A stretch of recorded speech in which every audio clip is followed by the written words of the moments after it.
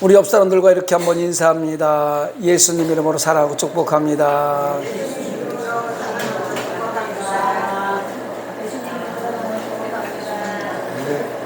저도 여러분들을 예수님 이름으로 사랑하고 축복합니다.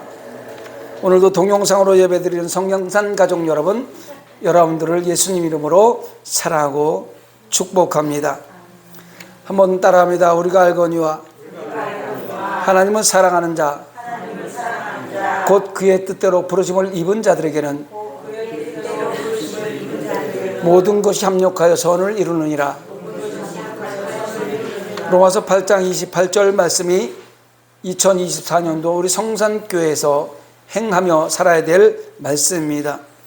서로 협력하여 선을 이루는 귀한 성도님들 되시기를 간절히 부탁을 드립니다.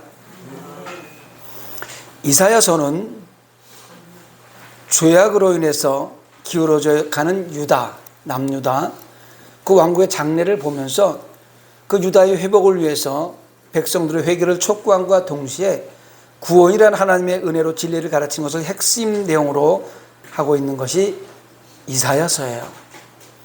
이러한 이사야서의 첫 부분을 장식하고 있는 오늘 1장은 그 내용과 일치되게 범죄한 유대 백성에게 임할 하나님의 심판과 회개, 곧 하나님의 백성이 회개하고 돌아왔을 때의 회복과 구원에 대한 예언을 기록하고 있습니다.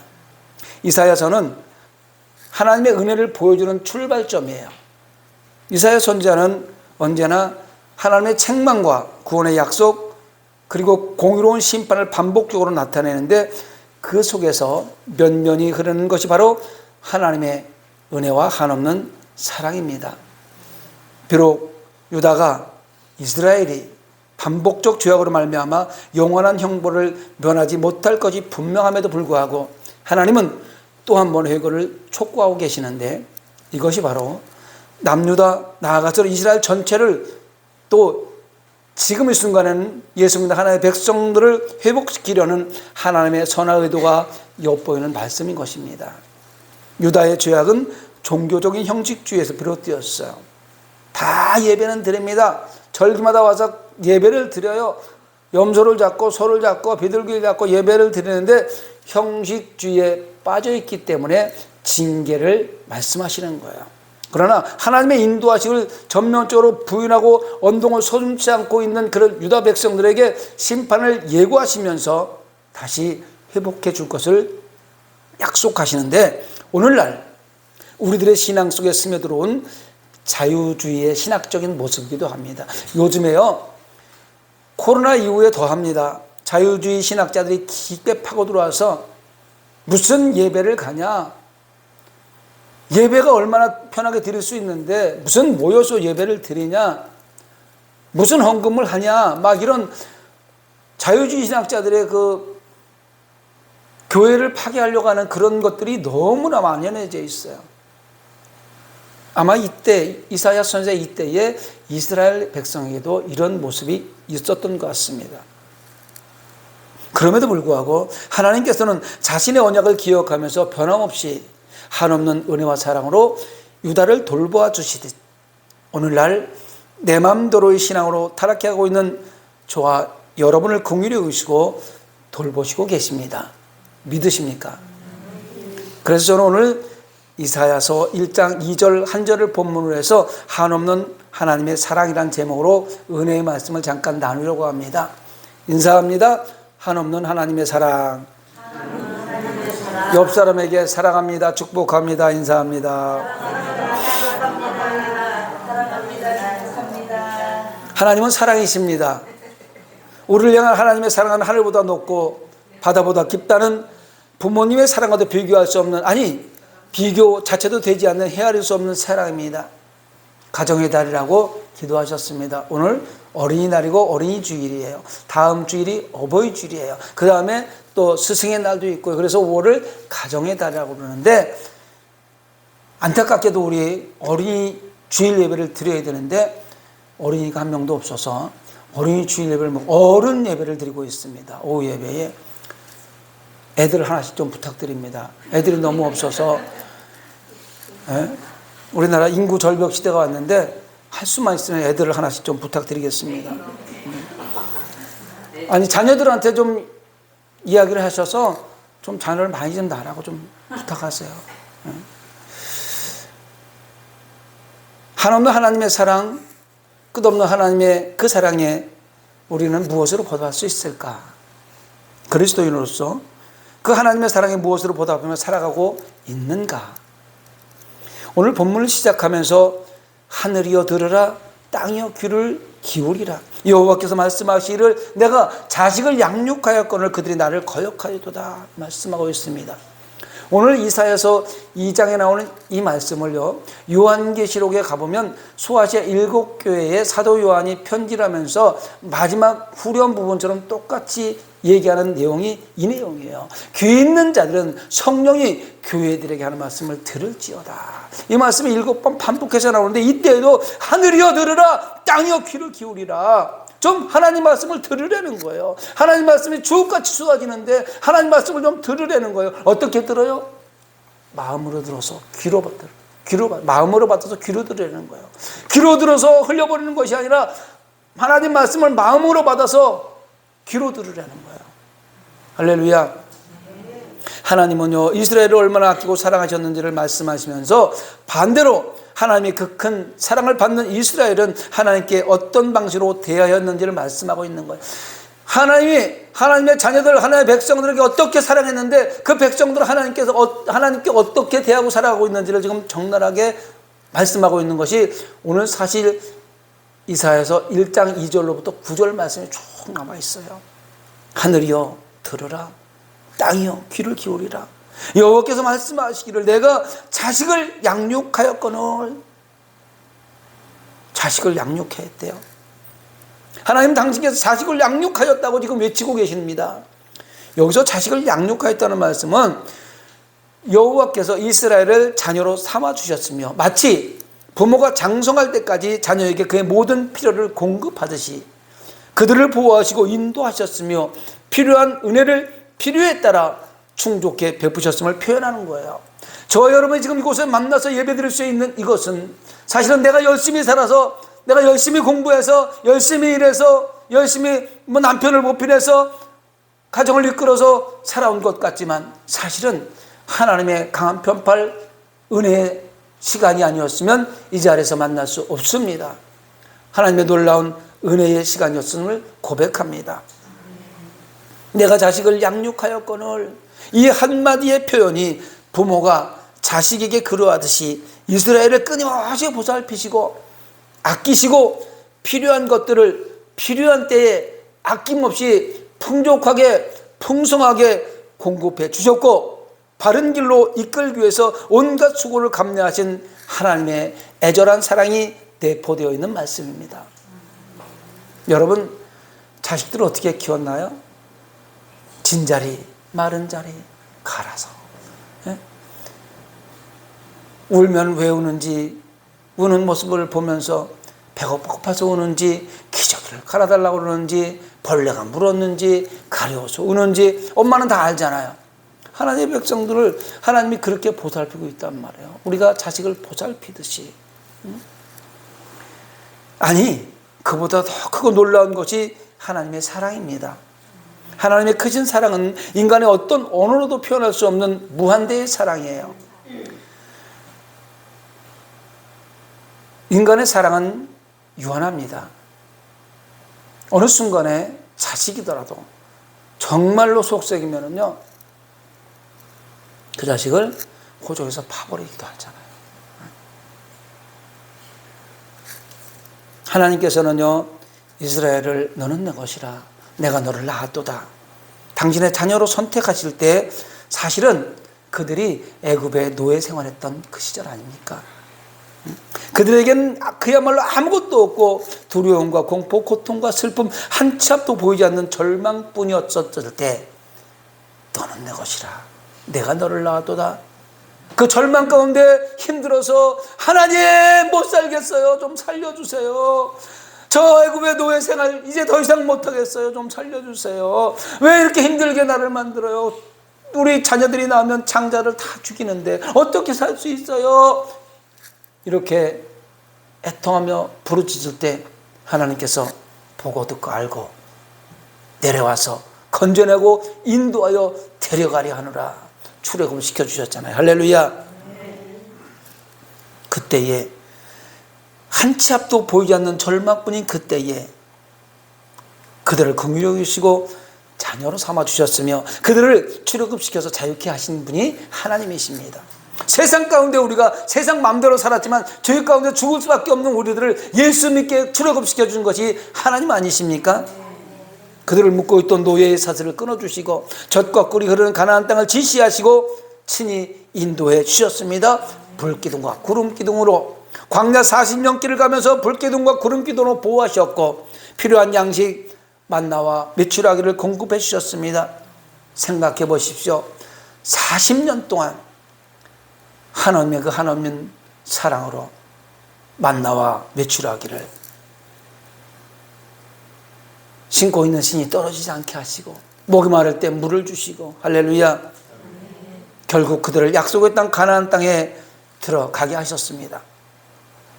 그들에게 베푸신 이덕과 기사, 그들에게 베푸신 율법, 그들에게 허락하신 땅, 그들에게 공급하신 모든 것은 다름 아닌 하나님의 사랑의 흔적이요 증거였습니다.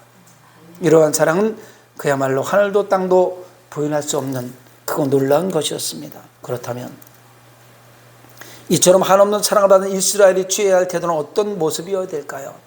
한없는 부모의 사랑을 받은 자녀가 어떤 모습을 취해야 될까요? 효도해야 되잖아요.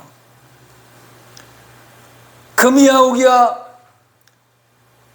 내 입에 들어갈 것 자식이 입에 넣어주기 위해서 굶어가면서 키웠다면 그 자식은 부모에게 효도해야 될 거 아니겠습니까? 여러분 어린 시절 금수저로 살으셨는지 모르겠습니다만 저는 경기도 포천군 창순의 오가리 보장산 골짜기에 화전민 아들로 태어나서 먹을 게 없어서 맨날 죽 먹던 그런 시절이 있었습니다. 조농사를 져요. 화전민들은 조 아시죠? 조 아십니까? 기장이라고 하나 요즘에. 차조를 좀 심으면요 그걸로 가을에 떡을 딱 한번 해 먹습니다. 떡이 주먹만 해요. 안에다 팥 넣어가지고 뭐 하면 식구가 왜 이렇게 많은지 떡을 빚어서 들어가면 빈 접시 나오고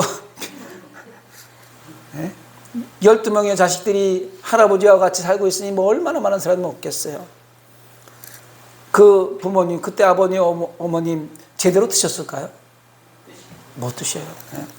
그런데 그 어머님 아버님 내가 장성해서 어떻게 모셨나 가만히 생각해 보니까 불의한 일밖에 생각이 안 나요. 이스라엘 백성들 마찬가지예요. 하나님께서 그 힘들고 어려운 고난의 땅에서 출애굽시켜서 가나안 땅에 살게 했는데 그 하나님의 은혜, 부모가 자식을 키워주신 그 하나님의 사랑을 잊어버리고 배도했던 그 모습, 오늘 이걸 얘기하는 거예요. 사랑을 받은 자녀가 부모에게 그러해야 하듯 하나님을 경외하고 사랑해야 존중해야 하는 것입니다. 그러나 이스라엘은 상상을 초월하는 방식으로 하나님을 대했습니다. 그는 수도 없이 하나님을 배신하고 부인하고 부정했습니다. 하나님의 은혜와 사랑을 업신여기고 하나님의 놀라운 능력과 이적조차 다 무시했습니다. 그리고 그들은 하나님을 버리고 하나님을 가장 싫어하여 그들의 조상들이 짓밟아 없애버렸던 이방 우상들에게까지 무릎을 꿇고 그것들을 앞에 충성을 다짐까지 했습니다. 그야말로 기가 차고 천인공노할 범죄가 아닐 수 없습니다. 결국 그들은 이로 인해서 험한 우상과 같이 비참한 운명, 무의미한 삶, 저주와 징계를 자초하고 말았습니다.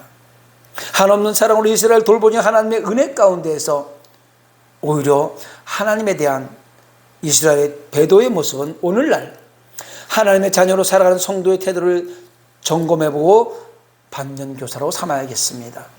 저와 여러분이 뭘 한 게 있다고 하나님께서 이처럼 사랑하셔서 구원의 방주의 사랑의 센터에 모여서 하나님께 예배할 수 있고 결국에는 천국으로 인도함 받는 천국 가는 길을 인도해 주셨을까? 뭘 해서, 뭘 잘해서, 뭔 예배를 잘 들고, 뭘 하나님께 잘한 게 있어서. 여러분, 우리 역시 하나님의 놀라운 은혜와 사랑을 누리며 살아간 사람들입니다. 인정하십니까? 하나님의 은혜와 사랑이 아니면 오늘의 저와 여러분 이 자리에 함께 만날 수도 예배할 수도 없는 사람들입니다. 동의하십니까? 인정하십니까? 진짜 그렇습니까? 허물과 죄악으로 죽을 수밖에 없는 나, 죄의 노예가 되어서 죄의 병기로 사용되었던 나를 하나님은 아무런 조건 없이 은혜로 택해 주시고 구원해 주셨습니다. 이 구원의 방편으로 하나님은 자신의 독생자 예수 그리스도 이 땅에 보내주셨고 결국 십자가에서 내 죄값을 치르기 위해 죽이시기까지 하셨습니다. 뿐만 아니라 오늘 이 순간에도 성도가 바른 길, 온전한 길, 구원의 길을 향해 나아갈 수 있도록 성령의 거룩한 인도하심을 베풀어 주셨습니다. 또한 나를 자신의 핏값으로 구원하신 그 예수님은 성도가, 우리가, 저희 여러분이 장차 들어갈 천국에 성도들의 처소를 예비하시면서 하늘 보좌 우편에서 중보의 기도를 올리고 계십니다. 믿으십니까? 믿으셔야 됩니다. 믿으시기 바랍니다. 이 얼마나 크고 놀라운 은혜이며 값진 사랑의 모습입니까? 말로 형용할 수 없어요. 세상에 그 무엇과도 바꿀 수 없어요. 무엇으로도 살 수 없어요. 금은부화로도 안 됩니다. 요즘에 금값이 한 돈에 40만 원씩 한다고 그러는데 그 비싼 금으로도 하나님의 은혜를 어떻게 살 수 있겠습니까? 그런데 오늘 내 신앙의 현주소를 돌아보니 여러분의 현주소를 한번 돌아보시기 바랍니다. 목사에 놔둔 내 현주소를 돌아보니 은혜를 망각해버린 채 하나님 없이도 살 수 있는 것처럼 말도 하고 행동을 하며 살아갑니다. 먹고 살만하니까, 배부르고 등 따서 하니까 하나님의 크신 그 은혜와 사랑이 마치 아무것도 아닌 것처럼 행동하고 느껴져서 그냥 그렇게 살아가고 있어요. 내가 열심히 살아서, 내가 열심히 기도해서, 내가 열심히 일해서. 성도가 이런 모습을 보일 때 하나님은 이스라엘이 하나님을 반역함으로 탄식한 것처럼 지금 탄식하고 계십니다. 저와 여러분의 모습을 보면서 어찌할꼬, 내 자식 어찌할꼬 탄식하고 계신단 말이에요. 시편 103편 2절에 보니까 내 영혼아 여호와를 송축하며 그의 모든 은택을 잊지 말지어다. 다윗은요 하나님의 의뢰와 사랑을 잊지 말라고 호소하는 겁니다. 하나님의 은혜를 잊지 않아야 하는 것이 성도로서 얼마나 중요한 것이를 분명히 알고 그 은혜를 잊지 않도록 경계하며 부탁하는 내용의 성경 말씀이에요. 에레미야서 2장 11절에 보니까 어느 나라가 그들의 신들을 신 아닌 것과 바꾼 일이 있느냐? 그러나 나의 백성은 그의 영광을 무익한 것과 바꾸었도다. 탄식하는 말씀이에요. 여기서 무익한 것이란 두말할 것도 없이 바알과 같은 이방의 우상들을 말하는 거예요. 이스라엘 백성들이, 하나님의 백성들이 하나님의 자녀임에도 불구하고 하나님을 우상, 바알과 바꿔버렸다는 거예요. 무익한 거. 지금은 살아가는 하나님의 백성들이 예배를 돈과 바꿔버리고요, 하나님의 일을 권력과 바꿔버리고요, 예배를 드림에도 불구하고 전염병 때문에 예배 자리를 폐해버리고 무익한 것과 바꿔버린 저와 여러분의 모습이 아닐 수 없습니다. 이방 족속들은요 자기들의 신이 참신이 아님에도 불구하고 한결같은 모습으로 믿고 따른다, 그 말이거든요. 이방 족속들, 예수를 믿던 저 세상 사람들은요, 세상 사람들이 믿는 돈이나 권력이나 또 다른 신들, 하나님이 아닌 다른 신들을 얘기하는 거잖아요. 그거는요 참 구원이 아님에도 불구하고 한결같이 그걸 따르고 거기 가서 절하고 비는데, 이스라엘은 참 진리된 하나님을 섬기면서도 오히려 이것을 이방의 헛된 우상들과 바꾸었다. 안타까운 말입니다. 오늘날 하나님을 섬긴다는 그리스도인들이 쉽게 얘기하면 신천지나 하나님의 교회 정명석 같은 이런 이단 교리에 빠져서 하나님의 진리를 바꾸어버린 거예요.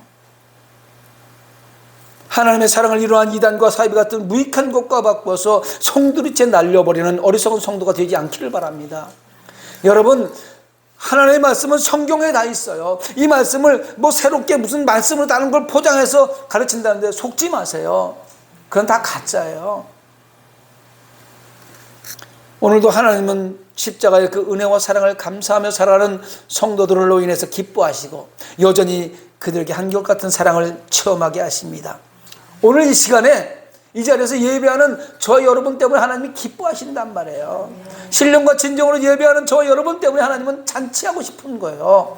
더군다나 세상에 나갔던 한 사람이 예배 자리에 들어오면 천국에서는 잔치가 베풀어지는 거예요. 이런 양 한 마리 때문에 99마리를 내비두고 한 마리를 찾아서 헤매고 길 가고 강을 건너고 가시밭길을 가서 그 한 마리를 찾아서 안고 오면은요 잔치가 벌어지는 거예요.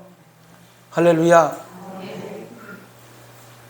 코로나 전염병인데 잃어버린 양이 너무 많습니다. 지금 3분의 2가 거의 교회를 잘 안 나오고 있어요. 잃어버린 양이에요.